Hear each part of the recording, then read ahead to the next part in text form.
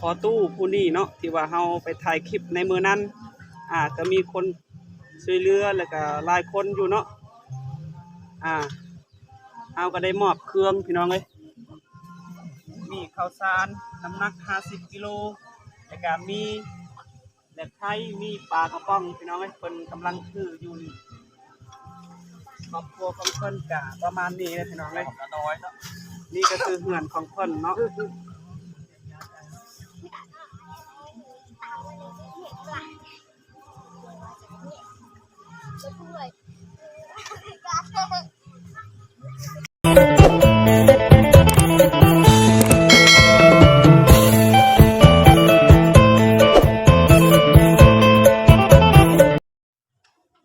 เอา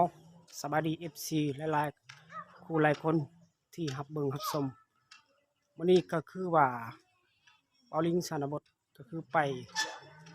กิจกรรมวิถีชีวิตของหมู่บ้านนี่ก็หมู่บ้านเขาตู้เพิ่นทุกรายทุกคนเนาะแต่อย่าลืมรับเบิ่งรับชมวิถีชีวิตของหมู่บ้านนี่ก็ละภาคติดตามของกดไลค์กดแชร์หรือกดติดตามพากำลังใจไปแอนเครื่องของสุขอยมาแจกมาให้เพื่อนกะ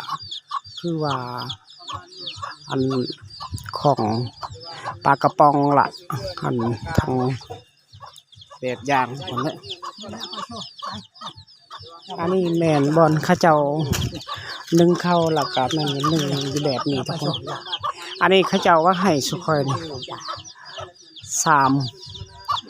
มีแต่ข่อยบ่เอาทุกคนเลยให้ผู้ใหญ่ใจดีแจกให้เพิ่นแล้วให้เพิ่นขอบคุณที่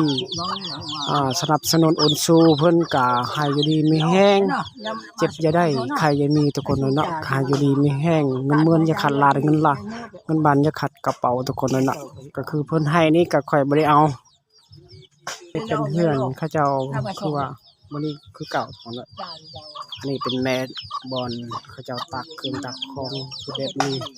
มันสานบ้านช่องเพิ่นคนนี้วันนี้ก็มอบเครื่องให้เขาเจ้าคุณยายใจดีเอาตอนนี้ก็คือเฮือนซานของอนาพอตู่ตะออขอโทษอันเว้าลงไปแล้วทางสู่เสียงแห่งน้ำเพิ่นก็มีแม่เพิ่นเป็นพ่อใหญ่เกิดก่อนและขอโทษขออภัยเป็นสะพานคนบุญของอันผีประสาทก็อย่าถือสาอย่านับหลายทุกคนเนาะก็คือมื้อนี้ก็คือเฮือนของข้าเจ้านี่ก็มอบเครื่องของมื้อนี้ประมาณ2คนเฮาเดินทาง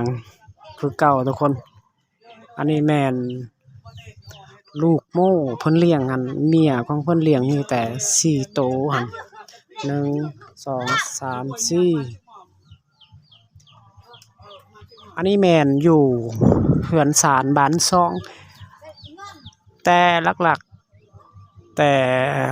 ประมาณ10ปลายมือค่อยอัปเดตวิถีชีวิตของประทับบุญสะพานบุญของเฮือนเขาเจ้านี่แล้วว่าเฮือนพอตู้ตออนี่หลักกะคือผู้ใหญ่ใจดีสวรรณเขตหลักกะทางพุ่นมักมีให้อยู่ดีมีแห้งขอบอกขอบใจซัพพอร์ตให้ลาอายุให้เข้มแข็งทุกคนอันนี้ซัพพอร์ตให้เขาเจ้าคือว่าเฮือนตัวนี้แม่นคัดเคินหลายทุกคนเนาะแม่นพอโตนี่ล่ะค่ะเพิ่นบ่มีผู้เลี้ยงลูกก็บ่มีทุกคนเนาะเพิ่นว่าอายุ90ปีหลังจากหมู่บ้านนี้ข้อยก็อัปเดตข่าววิถีชีวิตมื้อนั้นก็มีผู้ใหญ่ใจบุญมาช่วยแบ่งปันได้ยินบ่าวหลวงเผ่ามังกรว่าพี่อ้ายย่าอ้ายอันสวรรณเขตหน่วยกู้ภัยล้านหนึ่งทุกคนก็คือหายอยู่ดีไม่แห้งสุขภาพแข็งแรงแต่นี้ต่อไปหายร่ำรวยสวยงามซัพพอร์ตนำกันก็คือน้องๆนี่เก็บวิถีชีวิตทางสะพานบุญมื้อนี้ก็คือดีใจแห้งทุกคนเนาะเอาคลิปนี้ก็ซ้ำนี้แล้วทุกคนมื้อหน้าจะไปก่อนมื้อหน้าอัปเดตใหม่ทุกคนเลยสานบ้านช่องหมู่บ้านนี่